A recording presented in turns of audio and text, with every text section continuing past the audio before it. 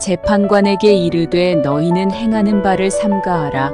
너희의 재판하는 것이 사람을 위함이 아니요 여호와를 위함이니. 너희가 재판할 때에 여호와께서 너희와 함께 하실지라. 그런즉 너희는 여호와를 두려워하는 마음으로 삼가 행하라. 우리의 하나님 여호와께서는 불의함도 없으시고 편벽됨도 없으시고 뇌물을 받으심도 없으시니라. 자, 우리 사랑과 은혜 많으신 주님 감사합니다. 저희들 영이 깨어있길 원합니다. 오늘 주시는 이 말씀 가운데 저희들의 영이 깨어있길 원합니다. 죽어있지 않게 해주시고 영이 깨어있게 해주셔서 하나님의 올바른 길을 걸어갈 수 있는 능력을 오늘 이 자리에서 저희에게 부어주십시오. 말씀의 능력과 기도의 능력으로 하나님의 모든 올바른 길을 선택하며 나아갈 수 있도록끔 아버지께서 함께해 주실 믿사오며 모든 말씀 예수 그리스도의 이름으로 감사하며 기도했습니다. 아멘. 감사합니다. 자, 다윗 왕과 솔로몬 왕은 역대기에서 보면 절대 왕이에요. 선에 있어서만큼은 절대 왕입니다. 인간적으로 보면 아니에요. 우리 솔로몬 왕도 마지막에 보면 많은 우상 숭배를 통해서 절대적이라고 볼 수는 없지만 열왕기서를 놓고 봤을 때는 절대적이라고 볼 수는 없어요. 그렇게 따지면 우리 다윗 왕도 죄를 엄청 졌습니다. 말로 형용할 수 없는 죄를 졌어요. 그거를 만약에 내가 다윗 왕에게 우리 집안이 당했다? 다윗 왕 용서 못해.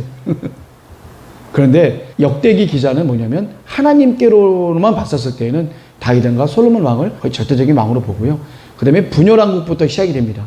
르호보암 왕부터 쭉 20명의 왕까지 이 많은 왕들 중에서도 북이스라엘은 말할 것도 없어요. 언급을 안 했어요. 북이스라엘은. 왜? 이미 하나님에 대한 거를 논할 수 있을 만한 아무런 근거가 없어요. 북이스라엘은. 처음부터 금송아지를 시작했고 마지막까지 금송아지로 왔는데 할 말이 뭐가 있어요? 북이스라엘은 없어요.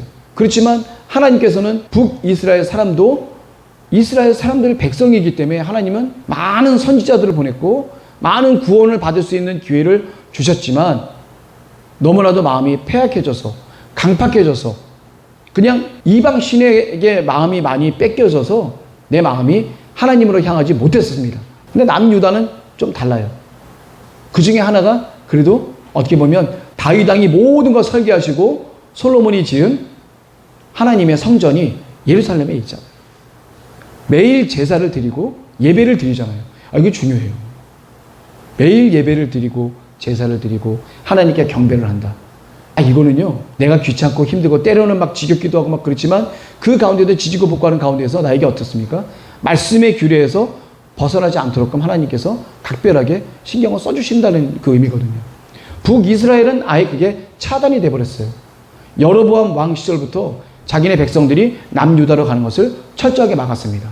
하나님께 경배를 못 드리게 했고 금송아지상을 갖다 세워서 이상한 그 이방신들에게 절을 하도록 그렇게 돼 있었죠. 남유다 왕 중에서 그래도 가장 뛰어난 다윗 왕과 비슷한 길을 거뒀던 왕이 사실은 다 아시겠지만 히스기야 왕과 요시야 왕이에요. 사실. 그리고 이 2대 왕이 가장 양대 산맥인데 그 중에 하나 또 꼽자고 하면은 여호사밧 왕입니다.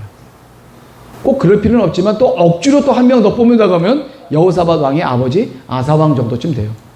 자기의 할머니 마아가를 갖다가 폐위를 시킬 정도로 우상 숭배했던 자기 할머니를 그냥 폐위를 시킬 정도로 강력하게 하나님의 종교개혁을 펼쳤던 사람도 또 아사 왕입니다. 근데 이게 우리가 하나님에 대한 그 마음이 늘 일정해야 되는데 그렇지가 못해. 아주 그냥 힘들고 어려울 때는 하나님 앞에 간절히 매달리고 기도를 해요. 그리고 그걸 들어주셔. 그리고 배부르고 등 따스면 어떻게 돼요? 그때 굳이 하나님이 필요가 없어. 그때도 내 마음대로 내 생각대로 멋대로 맛대로 하는 거예요. 아사 왕이 100만 대군이 왔어. 간절히 매달려. 또 되고 났더니 그 다음에 옆에 있는 북이스라엘 나라가 좀 깔짝거리네. 그러니까 좀 할만하니까 어떻게 돼요 벌써? 용병을 쓰잖아, 용병을. 그전엔 간절히 하나님 앞에 그냥 외쳤던 아사 왕도 좀 배부르고 등 따스니까 어떻게 돼요? 좀 덜 위험하니까 어떻게 돼요? 자기 생각이 들어가는 거예요. 같이 연합을 맺었던 이 아람 왕이 세니까 이 사람들이 요 사람들을 좀 물러가게끔 내가 돈 좀 쓰자. 뇌물을 주죠. 이게 인간적인 생각이에요. 제가 저번에 그래서 인간적이고 합리적인 생각은 굉장히 위험하다고 제가 분명히 좀 말씀을 드렸어요. 하나님께 물어보세요. 조그만 거 하나라도 좀 물어보세요. 그냥 하지 마시고. 저처럼. 제가 우리 목사님하고도 이렇게 일을 하다가 보면 조그만 거 하나하나 이게 다 여쭤봐야 되는데 이게 좀 너무 조그만 거는 좀 여쭤보기 좀 그런 것들을 좀 넘어갈 때가 있는데 넘어가는 그 조그만 거 하나 때문에 굉장히 하나님께서 싫어하실 때가 있다는 얘기죠. 그래서 늘 우리가 여쭤봐야 된다. 자, 우리 여호사밧 왕이 집요할 정도로 하나님 앞에 여쭤봐요. 근데 가장 중요한 거를 안 물어봤어. 가장 중요한 거를. 그게 뭐예요? 북이스라엘의 아합 왕하고 그 아합 왕이 좋게 얘기했겠죠. 야, 우리 같은 민족이고 이렇게 하는데 우리 같이 아이들끼리 결혼시키고 우리 서로 힘들고 어려울 때 서로 도와줍시다. 우리 힘들 때 좀 도와주고 당신 힘들 때 내가 도와주겠습니다. 같이 우리 연합해서 주변에 있는 모든 나라들 한번 잘 막아보고 우리도 한번 강력하게 서로에게 저를 봐주면서 한번 한평생 잘 살아봅시다. 했겠죠. 얼마나 그럴싸해. 그러니 어떻게 돼요? 일찍이 사돈관계를 갖다 맺었죠. 어떻게 돼요? 여호사밧 왕의 아들 이름이 뭐죠? 여호람입니다. 여호람. 그리고 많이 얘기했죠. 불법의 여왕, 악녀의 여왕, 그 이세벨의 딸 아달랴잖아요. 예. 사실 우리 성경 퀴즈 이렇게 내면 수준이 높아요. 사실은 다른 교회 분들은 못 맞출 그런 문제들도 여기 계신 분들은 되게 그냥 툭툭 맞추는 경우가 많고 웬만큼 어렵게 내지 않으면 잘 안 틀리잖아요. 이게 보면 이렇게. 하나님 감사합니다. 이렇게 또 수준도 높여주시고 같이 이렇게 또 공부하고 말씀할 수 있는 기회, 또 우리가 한 번쯤 생각해 볼 수 있는 기회, 또 묵상할 수 있는 기회, 또 나의 삶을 말씀에 비춰서 한번 돌아볼 수 있는 기회를 우리가 한 번쯤 갖는 것도 하나님의 은혜고 좋은 기회인 듯 싶습니다. 여호사밧 왕이 다 좋은데 첫 단추를 잘못 끊은 거예요. 첫 단추 잘못 끊으면 어떻게 돼요? 계속 가는 거예요. 이 아합 왕하고 동맹을 맺지 않았으면 하나님 앞에 바로 서서 바로 갈 수 있는 건데 한번 동맹을 맺으니까 어떻게 돼요? 계속 엮여서 갈 수밖에 없는 거예요. 여호람 왕의 부인 아달랴 아니에요. 이 아달랴의 아들이 누구야? 아하시야. 아달랴를 통해서 남유다에 우상 숭배가 엄청 들어와요. 한 7년 동안을 아달랴가 여왕의 시절을 보냅니다. 자기 아들 아하시야가 예후에게 죽잖아요. 자기 동생과 자기 아들이 동시에 죽어요. 자기의 동생이 북이스라엘 왕이었어. 여호람 왕. 그리고 자기 아들 아하시야가 남유다 왕이었는데 예후가 반란을 일으킬 때 자기 아들 아하시야가 문병 잘못 갔다가 동시에 죽임을 당하네. 제가 리셋 시점 때 말씀드렸죠. 예후와 아달랴가 동시에 여로보암과 르호보암이 동시에 왕이 됐듯이 예후와 이 아달랴 여왕도 동시에 왕이 됐는데 이 여자가 왕된 그 몇 년 동안에 자기 엄마 이세벨한테 얼마나 많은 영향을 받았겠어요. 엄마하고 딸지간인데. 딸 계신 분들 계시죠? 얼마나 잘 통해. 엄마가 믿으려면 다 믿어 그냥. 그렇습니다. 아들도 그렇게 엄마 말을 잘 듣는데 딸들은 얼마나 잘 통하겠어. 이게 엄마의 역할이 되게 중요해요. 그래서 어머니의 이름이 언급이 되는 거예요. 어머니 이름. 어느 족속 엄마냐 이거예요. 암몬 족속이냐 이스라엘 족속이냐 그걸 따지는 거예요. 그래서 이 아달랴라고 하는 이 여자 이 기간 동안에 어떻게 돼요? 무수히 많은 우상 숭배가 이 남유다로 엄청나게 퍼지게 돼요. 그리고 그 뒤에 많은 왕들이 다 영향을 받아요. 어떻게 보면 히스기야 왕하고 요시야 왕은 별종이야. 돌연변이돼요. 그 악한 가운데 하나님 앞에 이렇게 바로 서서 이렇게 종교개혁을 갖다가 할 수 있다는 것만큼은 제가 봐도 이건 놀라운 하나님의 역사입니다. 그리고 여호사밧 왕이 얼마나 잘못한 거예요. 자기가 평안하고 좋은 게 좋은 것처럼 서로 연합해서 누이 좋고 매부 좋고 막 그러니까 우리가 하나님 앞에 인간적인 거와 하나님적인 거를 구분하지 못하고 우리가 깨어있지 못하면 그는 죄에 빠져요. 이게 여호사밧 왕과 아합 왕의 연합의 죄입니다. 이걸 누가 책망을 해요? 북이스라엘의 왕 10대 왕 예후가 아니라 선지자 예후. 선지자 예후의 아버지가 누구죠? 적어놨는데 아사에게 예언한 하나니라고 하는 사람입니다. 하나니는 어떻게 됐어요? 예언 한번 잘못했다가 감옥에 끌려갔죠.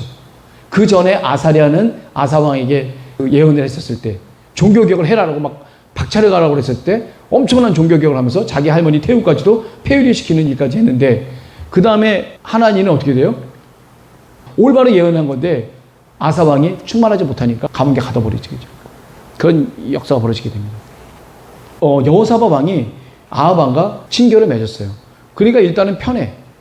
뭐냐면 늘 북이스라엘과 남유다 간의 전쟁이 끊임없이 있었단 말이에요. 자기 아버지 때에도 바하사 왕과 아사 왕과의 끊임없는 전쟁이 있었단 말이에요. 그리고 오므리 왕조는 이 남유다보다도 더 강하면 강했지 덜 강하지는 않아요, 사실.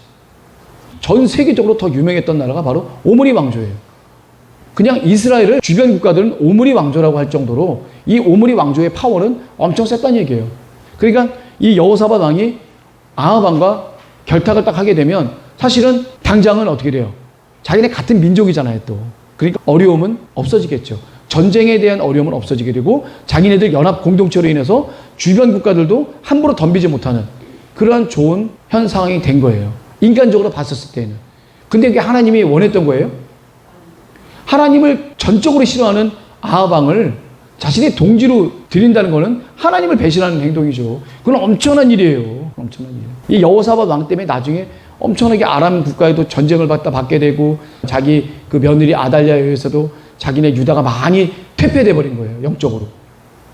다윗 왕조를 몰락시키는 거예요. 하나님께서 맺으신 언약을 일부 파괴하는 행동을 사실은 여호사밧 왕의 실수로 벌어진 겁니다. 물어보세요, 하나님께. 우리가 하는 모든 것, 행동 하나를 하나님께 여쭤보세요. 대부분은 어떤 응답이 올까요? 내가 원하지 않은 응답이 와. 그래서 안 물어봐. 안 물어보는 이유가 혹시 내가 원하는 거 안 주실까봐 안 물어봐. 은근슬쩍 넘어갔다가 어떻게 돼요? 나중에 걸려가고 또 된통 혼나고. 된통 치른다는 게 큰일을 당한다는 거예요. 이 큰일을 당하고서야 또 기쁜 거는 하나님께서 다시 깨닫게 해주신 거. 이 양이 목자와 같이 가다가 절벽에 떨어지려고 그래요. 딱 떨어지는 그 순간에 목자가 이 지팡이를 갖고 목을 확 채가고 끌어올리죠. 얼마나 아파. 얼마나 아팠겠어. 근데 살았잖아. 아팠지만 살았잖아요. 우리에게 환난과 어려움과 고통을 주시는 것은 그 이유는 우리는 너무 싫지만 우리는 너무 괴롭지만 사실은 하나님께서 우리의 영을 사랑하시고 우리의 영을 다시 천국으로 인도하시는 통로예요, 통로. 그거 아니면 우리가 죽을 수밖에 없기 때문에 그렇게 하시는 거거든요. 그거를 당시에는 우리가 어떻게 하겠어요? 환란이 와도 어떻게 한꺼번에 와. 한 개만 오면 좋은데 세 개, 네 개 겹쳐서 오면 그건 어떻게 돼요? 하늘에 있고 삿대질 수밖에 없는 거예요. 하나님 정말 이럴 수 있냐고 막. 그래서 우리가 어떤 순간에서든지 딱 닥치는 그 순간에는 우리가 불평과 또 실망을 하기보다는 기도를 해야 될 것 같아요. 이 상황은 왜 이렇게 주시는 걸까, 하나님께서. 그런데요, 희한하게요, 기도하고 깨닫는 그 순간부터는요, 역사가 급반전되기 시작하면서부터 쉽게 회복이 되고, 그거를 구렁텅이로 몰아넣는 것도 하나님이시고, 꺼내는 것도 하나님이시기 때문에, 내가 깨닫고 하나님께 감사와 기쁨을 드리는 그 순간부터는요, 힘들지 않고 괴롭지 않고, 나오는 그 순간까지도 잘 어렵지 않게 나올 수 있는 그 놀라운 역사도 또 체험했습니다. 그러니까 환란이 오고 시험이 오고 이런 게 온다 하더라도 우리가 쉽게 하나님 앞에 불평하거나 실망하지 마시고 기도해서 왜 하나님이 나에게 이 길을 주셨는가에 대한 고마움과 감사함과 깨달음이 있는 그 순간부터는 반전의 역사가 있습니다. 하나님. 그 반전의 역사도 엄청나요. 그래서 결국 어떻게 돼요? 나오고 나면 하나님은 살아 역사하시고 나와 함께 하시고 이런 간증을 우리가 할 수 있게 되겠죠. 자, 이 아합 왕이 여호사밧 왕을 갖다가 부릅니다. 좋은 음식을 갖다 마련해서 여호사밧 왕에게 제안을 해요. 길르앗 라못, 그 아람국에게 빼앗겼던 영토입니다. 그게 어디냐면 트랜스 요르단, 요단강 우편. 지금으로 보면은 어디냐면 웨스트뱅크라고 그러죠. 웨스트뱅크. 요즘 우리가 월드컵 할 때 팔레스타인하고 이게 붙었잖아요. 팔레스타인. 그 팔레스타인이 결국 어디냐면 가자지구 웨스트뱅크. 그러니까 요단강 동편에 있는 서안 지구를 갖고 웨스트뱅크와 가사 지역, 옛날에 따르면 블레셋 지역입니다. 블레셋. 그러니까 팔레스타인이라고 하면은 블레셋 사람들이라고 생각하면 돼요.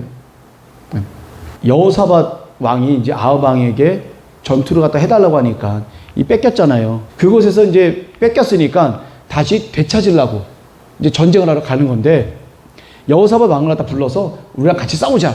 나 혼자 가면 좀 힘드니까 같이 싸웁시다 하고 같이 갔는데 여호사밧 왕이 제안을 해요. 그럼 우리 하나님께 여쭤보자. 제안을 합니다. 그랬더니 바로 그 아합 왕이 알고 있는 선지자 사람들 모으다 보니까 한 400명쯤 모였나 봐. 알고 있는 사람들 다 모은 거예요. 자기를 위해서 예언해 준 사람들. 하나님을 위해서 이게 예언하는 게 아니라 사람 아합을 위해서 예언하는 사람들. 대충 어떤 사람들인지 알겠죠? 자, 그 400명을 모아서 물어보니까 어떻게 돼요? 당연히 승리한다고 그러지. 그나아나의 아들 시드기야. 이거는 남유다의 마지막 왕 시드기야가 아닙니다. 이분은 또 다른 거짓 선지자 시드기야라고 했는데 이 사람이 뿔을 만들어 와요. 그래서 환상으로 이게 봤는데 이걸로 이런 뿔 같은 거 만들어 갖고 거기 가게 되면 우리가 이길 수 있다라고 이렇게. 예레미야 선지자님도 보면 왜 줄과 멍에 이런 거 갖고 이렇게 퍼포먼스 하시면서 그 나중에 바벨론의 포로국으로 됐던 걸 갖다가 예시하는 선지자분들이 그런 거 갖고 상징적인 그런 물건을 갖고 이렇게 예언을 하는 그런 경우가 있었는데 요 거짓 선지자님도 제가 보니까 시드기야도 그렇게 뿔로 갖고 와서 이렇게 예언을 했습니다. 근데 이제 아합 왕이 얘기를 갖다 딱 들어보니까 뭔가 여호사밧 왕도 좀 찜찜해. 딱 보면 느낌이 있잖아요. 뭔가 마음에 안 오는. 그 외에 선지자는 없습니까? 라고 하니까 이제 아합 왕이 여호사밧 왕에게 이제 미가야라고 하는 사람을 소개를 하면서 이 사람이 예언을 하긴 하는데 늘 나에 대해서 부정적인 예언만 한다. 아니, 지가 하나님 앞에 늘 부정적인 거 생각도 안 하고 나한테는 늘 부정적이고 안 좋은 것만 예언하는데 이 사람 거 이거 별 들을 필요도 없는데 하면서 아유, 그런 말씀 하지 말라고 여호사밧이. 그 얘기 뭐예요? 한번 들어보자 이 얘기예요. 그래서 빨리 내시를 통해서 미가야 선지자를 데리고 옵니다. 맨 처음에 와서 그래요. 아합 왕이 나도 이길 것이다 라고 이게 뭐라고 얘기를 해요? 좀 빈정대듯이 얘기를 해요. 빈정대듯이. 그러니까 갔던 내시도 잘 얘기하라고. 그게 얘기하는 가운데 빈정대듯이 그냥 지금 가서 승리를 얻으시라고. 그러니까 아합 왕이 평소에 하던 그 미가야의 행동이 아니니까 기분 나쁘잖아요. 그러니까 빈정대듯이 가서 뭐 이기시라는 식으로 얘기를 하니까 똑바로 하나님의 말씀을 똑바로 전해야지 그렇게 하면 되겠냐라고 아합 왕이 또 얘기를 해요. 그랬더니 뭐라고 그래요? 이제 미가야가 제대로 이제 예언한 겁니다. 18절이죠. 역대하 18장 18절. 이제 진실한 것만 구하기도 하면서 얘기를 하는데 이제 미가야 선지자가 이제 얘기를 합니다. 왕은 여호와의 말씀을 들으십시오. 내가 보니 여호와께서 그 보좌에 앉으셨고, 내가 보니라는 건 뭐냐면 환상을 보는 거예요. 이 미가야 선지자가 여호와께서 그 보좌에 앉으셨어요. 하나님이 보좌에 앉으신 것을 환상으로 봅니다. 그리고 하늘의 만군이 그 좌우편에 모시고 섰습니다. 라고 환상을 본 거를 미가야 선지자가 아합 왕에게 얘기를 하고 있는 거예요. 이 대단한 일이죠. 자, 여호와께서 말씀하십니다. 누가 이스라엘 왕 아합을 꾀어서 저로 길르앗 라못에 올라가서 죽게 할 거냐, 이 얘기를 했대요. 하나님께서 이렇게 말씀하신 거예요. 딱 모인 그 사람들 중에, 모인 그 영들 중에 그럼 누가 아합을 꼬셔서 저 길르앗 라못까지 보내서 거기서 죽게 누가 할 거냐 했더니 누가 그래요? 거짓말하는 영이. 이 거짓말하는 영이 여러 군데 나옵니다. 욥기 1장에도, 욥기도 보면은 이제 그 사단이 이렇게 왜 그 욥을 갖다가 유혹하게 된 그거 있잖아요. 거기 나오는 그 사단도 비슷한 내용이고요. 이 거짓의 영이 어떻게 보게 되면 우리를 유혹하는 거예요. 우리도 지금 깨어있지 못하면 이 거짓의 영이 우리에게 딱 임하는 그 순간에는 절대로 이 거짓의 영을 이길 수가 없습니다. 성령의 능력이 아니고서는 분별도 못해요. 깨어있지 않고 성령의 능력이 없으면 이 영이 하나님의 영인지 마귀의 영인지도 아예 깨닫지도 못해요. 그냥 주구장창 끌려가면서 온갖 죄는 다 짓고 다니는 거예요. 이제. 그래서 이 꾀있는 그 영들이 어떻게 돼요? 내가 가서 꾀겠습니다. 그랬더니 여호와 하나님께서 허락을 하시죠.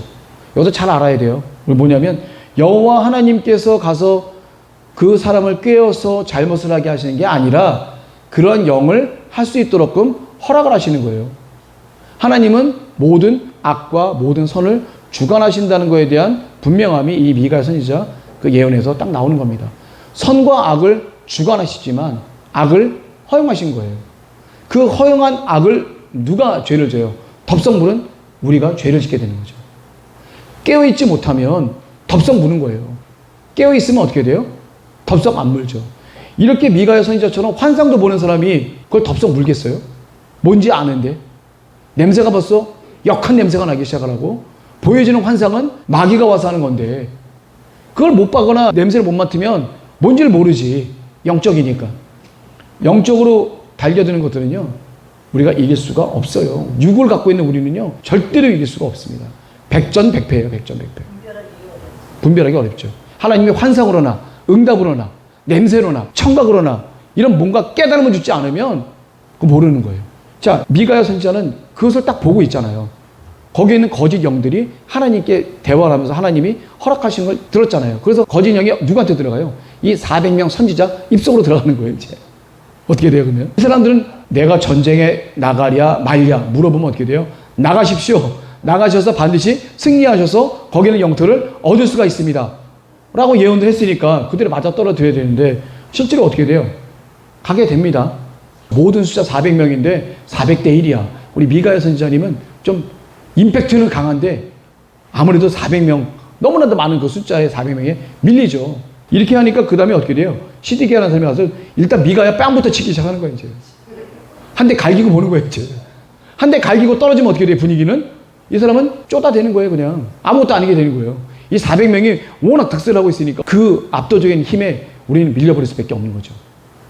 불의가 정의를 이기는 그 순간입니다. 우리가 깨어있지 못하면 하나님께서 우리에게 뭔가 보여주지 않으시면 우리는 알 수가 없어요. 그 마음에 확신을 우리에게 주지 않으면 알 수가 없어요. 찝찝하면 어떻게 돼요? 물어봐야 돼요, 하나님한테 반드시. 그래서 어떻게 돼요? 미가야가 뭐라 그래요? 막 뺨을 때리고 막 하는 시드기야한테 뭐라 그럽니까? 네가 골방에 들어가서 숨는 그날에 이 모든 상황들을 다 깨닫게 될 거다. 골방에 들어간다는 얘기는 뭐예요? 도망치는 거죠. 도망가서 숨는 거예요. 이 뒤에 아합이 죽잖아요. 그러면 아합에 있는 모든 친지들이 400명의 선지자들 가만 내비두겠어요? 다 갖다 3대를 갖다 멸종을 시킬 수도 있겠지. 그때 도망가서 숨어야 될 거 아니에요. 숨으면서 깨닫는 거지, 이제. 아, 내가 잘못된 예언이고 하나님의 영이 아닌 거짓의 영에 내가 이끌려서 그때 잘못된 거라 깨달았지만 이미 늦은 그때입니다. 자, 이스라엘 왕이 뭐라 그래요? 이놈을 옥에 가두고 내가 평안히 돌아올 때까지 고생의 떡과 고생의 물로 먹이라. 이 고생의 떡과 고생의 물로 먹이라. 이 말은 어떤 의미냐면 최소한의 음식만 주란 얘기예요. 최소한의 음식. 그러니까 생명 부지만 할 수 있는 최소한의 음식만 주라는 그런 얘기입니다.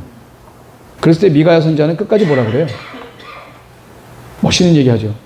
미가야가 왕이 참으로 평안히 돌아오시게 될진데 어떻게 여호와께서 나로 말씀하지 아니하셨겠습니까? 당신이 평안히 돌아오는데 왜 나한테 이런 환상을 보여줬겠냐 이거예요. 안 되니까 이런 환상을 보여주지 않았겠냐. 그러면서 뭐라 그래요? 너희 백성들아 다 들을지어다 하면서 이제 끌려가게 되죠, 마지막으로. 그리고 미가야는 이번 씬에서 이제 퇴장하게 됩니다. 자, 그 다음에 이제 무대가 바뀌어요. 전쟁의 무대가 바뀌면서 어떻게 돼요? 이스라엘 왕 아합은 찜찜한 거예요. 미가야가 한 얘기가 찜찜한 거예요. 그래서 어떻게 돼요? 변장을 하게 됩니다.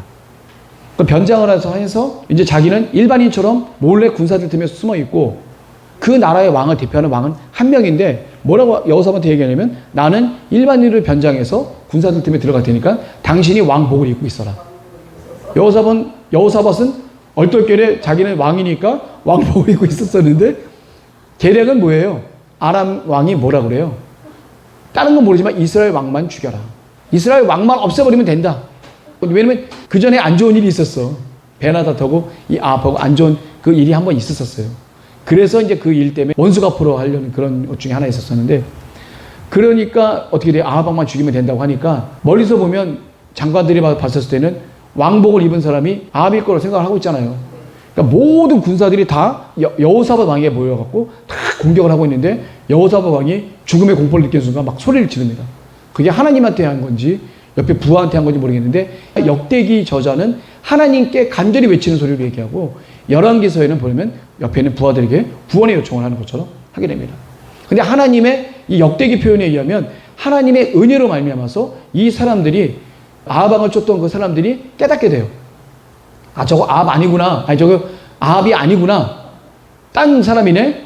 아합 왕을 찾아야겠다라고 이제 막 다니면서 찾는 그 순간에 어떤 일이 벌어져요? 누가 쐈는지는 몰라, 하여튼. 누가 쐈는지 모르겠는데 그 화살이 갑자기 나타나서 어떻게 돼요? 여기에 보게 되면 우연한 활이 갑옷 솔기죠. 이게 갑옷과 갑옷 사이에 틈이 있는데 그 틈 사이로 확 박혔네. 하필이면 우리나라 김우진 정도가 쏜 그런 화살인지 모르겠지만 멀리서 누가 화살을 쐈는데 재수 없이 하필이면 갑옷에 박히면 괜찮은데 갑옷과 갑옷 사이에는 그 갑옷 슬기라는 게 있어요. 거기 아주 어떻게 보면 아킬레스 건인데 약점인데 거기를 박히는데 거기가 바로 하필이면 심장이야. 또 심장을 관통하게 되죠.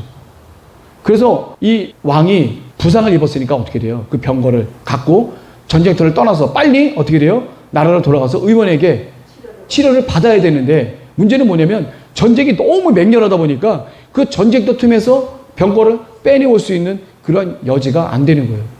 하루 종일 아하방을 죽이지 못하게끔만 막게 하다가 어떻게 돼요?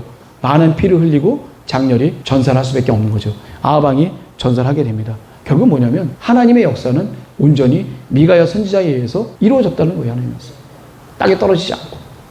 아하방이 찜찜해서 뭔가 찜찜해서 아무래도 자기가 죽을 거에 대한 그런 두려움이 있어서 자기가 별의별 수단을 써봤지만 소용없는 거예요.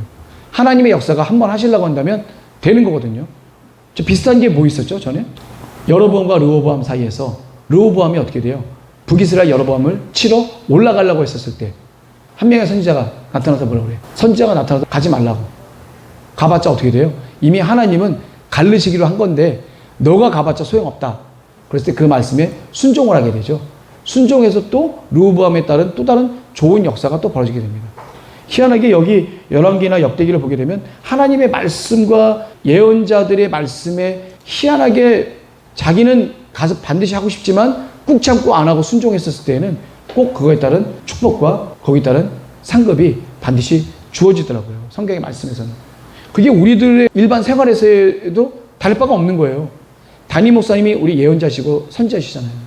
어쨌거나 하나님 말씀을 받아서 말씀을 주시는 분이잖아요.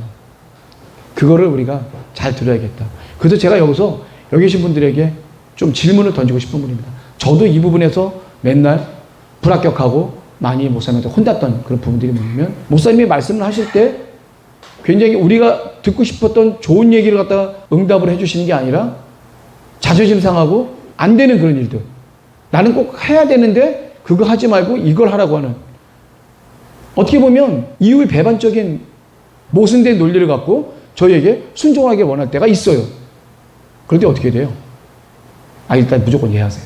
무조건 예하고 봐. 하여튼. 그게 생각이 나요. 뭐냐면, 우리 그 속담에 시작이 반이라는 표현이 있어요. 시작이 반. 이 순종도 예하면서부터 반 시작되는 거예요. 제가 봤을 때. 네. 예하는 그 순간에, 억지로라도 내가 예하는 그 순간에는 하나님의 역사가 이미 반 진행된 겁니다. 나머지 반은 누가 책임져줘요? 하나님이 하시는 거예요. 그만큼 우리 이 입술에서 하나님 앞에 아멘, 예, 어렵다는 거예요.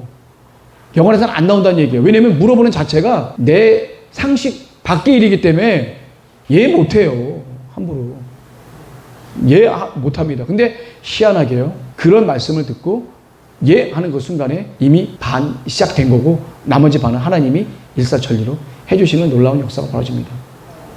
가능하면 더 좋다고 한다면 예할 때 기꺼운 마음으로 예하면 더 좋아.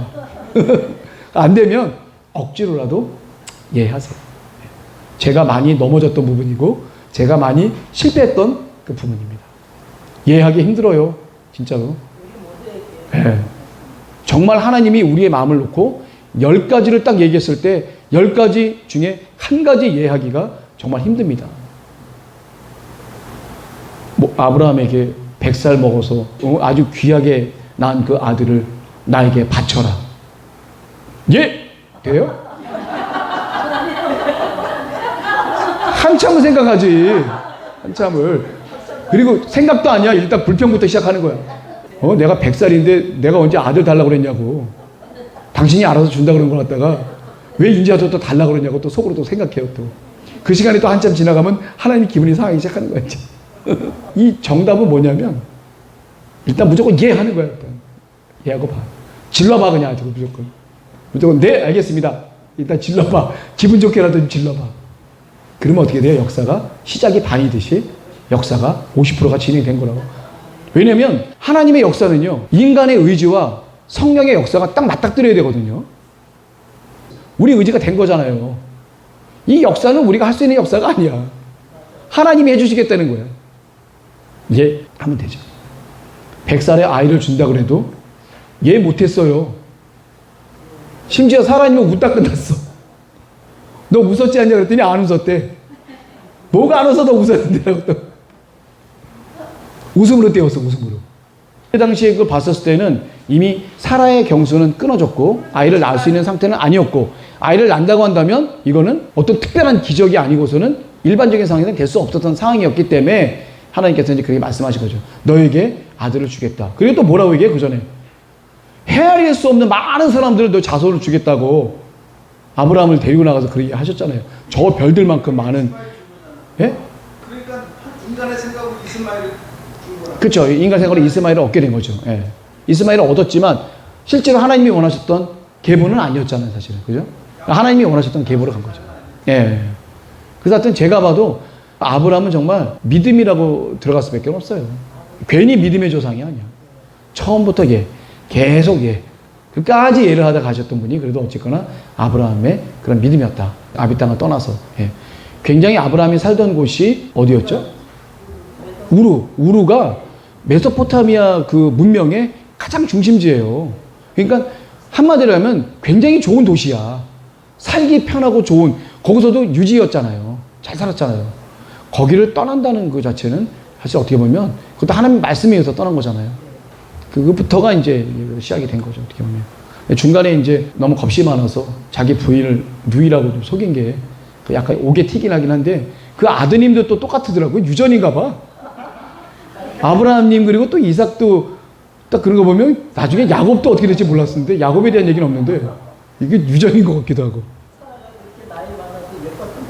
예, 그렇죠. 사라가 예쁘셨겠죠. 예쁘니까 옆에 있는 왕도 탐할 정도로. 자, 우리가 여기 놓고 봤었을 때 요 사건 하나만 놓고 봤었을 때 여호사밧 왕처럼 우리가 깨어있지 못하다. 그러면 그 영은 반드시 우리 죄에 빠질 수밖에 없다. 그 죄가 자기 죄로 끝나는 게 아니라 자자손손 대대손손까지 쭉 내려가는 죄로 될 수가 있다라는 것을 우리가 분명히 알 수가 있습니다. 그래서 우리가 늘 깨어서 기도해서 과연 이것이 하나님이 원하시는 건지 아닌지 우리가 또 검증을 목사님 것도 받잖아요. 이상한 행동들 하면 또 뭐예요? 전화 오죠 이렇게. 이게 되겠냐고 이렇게 하지 말라고. 근데 우리가 그거와의 싸움인 것 같아요. 그 사단의 유혹과의 싸움이에요. 너무 듣기 좋은 소리를 원해. 그리고 나에 대해서 판단하는 것을 너무 싫어해. 이게 우리의 기본 속성이잖아요. 그게 기본 속성이라는 게 뭐라 그러죠? 본능이야, 본능. 누가 나한테 뭐라고 하는 거 제일 싫어하잖아요.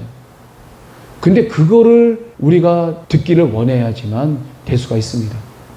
병원에 가는 사람이 의사가 솔직하게 얘기해 주길 원하지 가짜로 얼버무려서 좋게 얘기해 주길 원하는 사람이 있을까요? 물론 그런 경우도 있을 수 있겠지만 내가 병을 고치러 갔는데 나에 대해서 아주 솔직하고 뼈저리게 얘기를 해줘서 그거를 듣고 내가 뭔가 하길 바라지 그렇지 않고 엉뚱한 얘기 해주는 걸 원치는 않잖아요. 어떤 드라마를 보니까 이제 막 초기에 나오는 법인을 시작했어.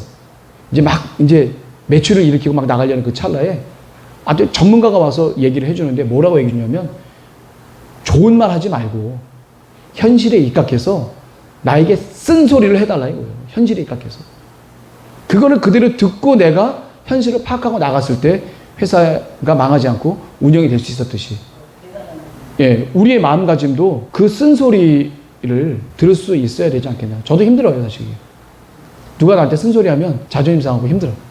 근데 그거를 우리가 듣는 것도 사실은 은혜인 것 같아요. 우리를 칭찬하고 좋게 인도하는 소리도 너무 귀중한 소리지만 우리에게 쓴소리를 하고 안 좋은 얘기를 하고 그런 얘기가 있다고 한다면 반드시 돌아가서 다시 한번 묵상을 하세요. 그게 나를 살릴 수 있는 하나님의 명약일 수도 있어요. 명약이에요, 그게 명약. 그리고 아무한테나 쓴소리하지 않지 않습니까? 정말 그 사람을 생각해서 얘기해주는 그 쓴소리이기 때문에 우리한테 하는 그 쓴소리 좀 듣더라도 잘 듣고 우리가 좀 했으면 좋겠습니다. 그게 목사님이라고 한다면 두말 없이 그냥 무조건 아멘하고 나가시길 간절히 소망하겠습니다. 자, 그리고 나서 이제 여호사밧 왕이 무사히 도망을 옵니다. 무사히 도망을 와요. 그래서 살려져서 이제 예루살렘으로 다시 왔는데 예후라는 사람이 아까 말했던 아사 왕에게 예언해서 감옥에 갔던 하나니의 아들 그 예후라는 사람이 다시 또 여호사밧 왕을 책망을 합니다. 하나님을 사랑하지 않는 아합 왕과 결탁을 하고 사돈지간까지 갔느냐. 잘못됐다. 하나님을 미워하는 사람을 왜 사랑하냐. 하나님을 버린 사람을 왜 사랑하냐. 그건 잘못된 거다라고 얘기를 해주는 거죠. 그래서 여호사밧이 많이 깨닫게 되죠. 이미 아합은 죽었어요. 이미 아합 죽고 난 다음에 왔기 때문에 왜 아합하고 그렇게 상종을 했느냐. 왜 연한 관계를 맺었냐. 왜 사돈지간을 맺었냐. 라고 막 얘기를 했던 그런 부분들을 온전히 마음에 깨닫고 나서 여호사밧이 민간을 갖다 순찰합니다. 전국을 돌아다니면서 모든 사람들에게 또 만군의 하나님께로 돌아오도록끔 많은 얘기들을 하게 합니다. 저 밑에 있는 단에서부터 부엘세바인데 부엘세바서부터 에브라임 산지까지는 어디예요? 남유다 왕국의 경계지라고 보면 되겠죠. 그리고 유다의 여호사밧 왕이 가장 중요한 게 사법 제도를 개편을 해요. 사법 제도를. 사법 제도를 개편한다는 건 뭐예요? 여기 보게 되면 두 가지가 있어요. 뭐냐면 여호와께 속한 모든 일과 왕에게 속한 모든 일. 그러니까 여호와께 속한 모든 일은 예배에 관련된 거예요. 예배. 예배에 관련된 거는 대제사장 아마랴가 담당을 해서 맡고 있는데 왕에게 속한 모든 일은 뭐예요? 인간에 관련된 일들이에요. 민사소송, 인간과 인간과의 다툼, 이런 모든 것들이 다 왕에게 속한 일이거든요. 하나님에게 속한 일과 왕에게 속한 일은 달라요. 그걸 구별했죠. 그래서 이 재판관은 어떻게 보게 되면 왕에게 속한 사람들에 대한 규례예요. 사람들과 사람들 간의 민사소송이나 다툼에 대한 여지, 송사에 관련된 그런 내용을 갖다가 재판관을 임명을 하는데 이 재판관들에게 말하는 그 여호사밧의 주요 요지가 뭐예요?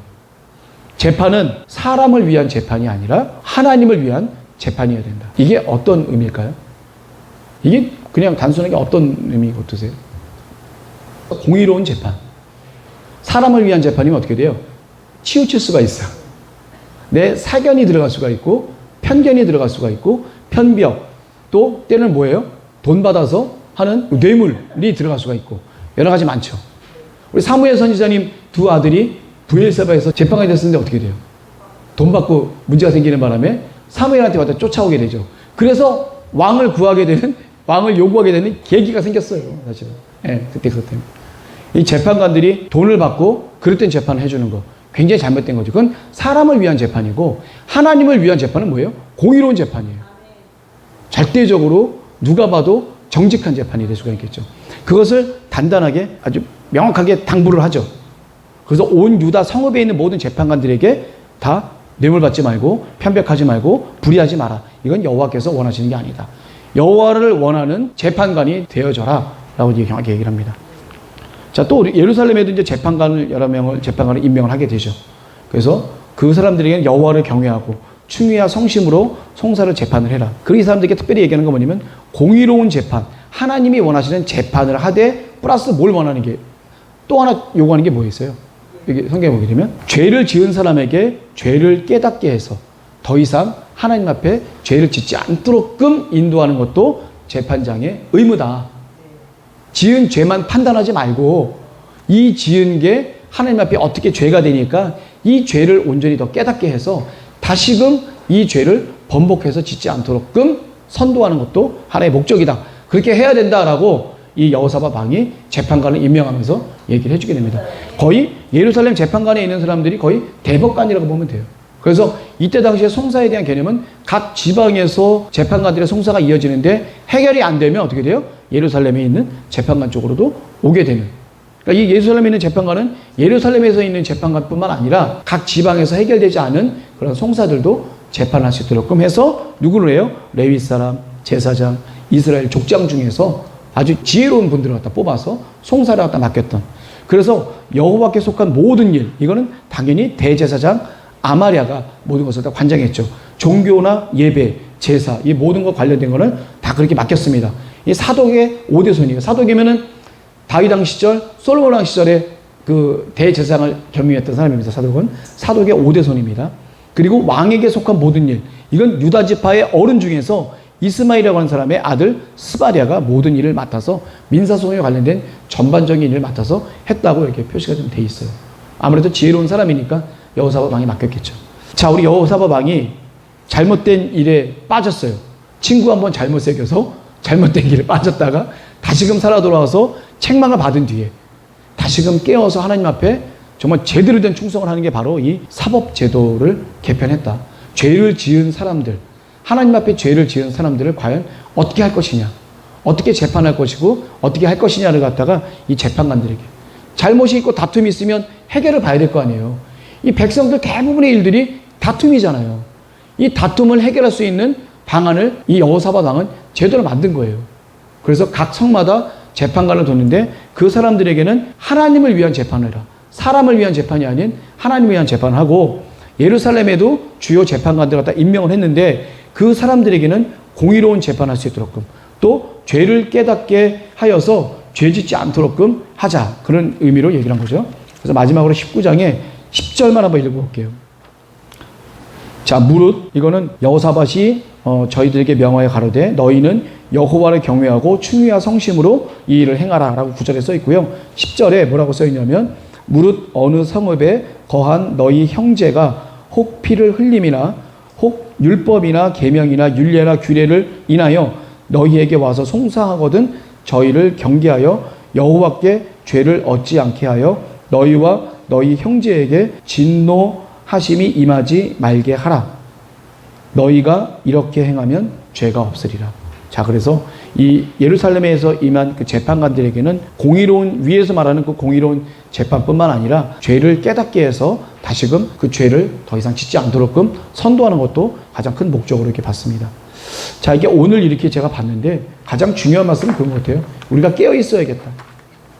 깨어 있지 않으면 우리의 열심은 하나님께 누가 되는 열심이 될 수 있고, 예수 그리스도께서는 너희의 열심이 나를 삼키기도 한다라고 얘기를 했거든요. 우리가 사단의 영을 잘못 받아서 열심히 사단의 짓을 한다고 한다면 예수 그리스도를 삼키는 행동이 될 수 있어요. 나는 열심히 예수님을 위해서 하는 거야. 나는 열심히 하나님을 위해서 하는 거고, 교회를 위해서 하는 거고, 다 주의 종을 위해서 하는 거고, 옆에 있는 성도들을 위해서 열심을 다하지만 그 열심이 거짓된 영의 유혹을 받은 열심이라고 한다면 그거는 큰 잘못이 될 수도 있습니다. 그건 동전 앞뒷면 차이하고 똑같아요. 이렇게 뒤집으면 하나님이고 이렇게 뒤집으면 마귀예요. 그걸 깨닫게 할 수 있는 분별의 영을 달라고 저희들 정말 간절히 기도했으면 좋겠습니다. 자, 오늘 그렇게 간절하게 우리 깨어있도록끔 하는, 깨어있는 영을 저에게 달라고 우리 간절히 기도하시면서 오늘 역대하 6번째 시간을 마치도록 하겠습니다. 감사합니다.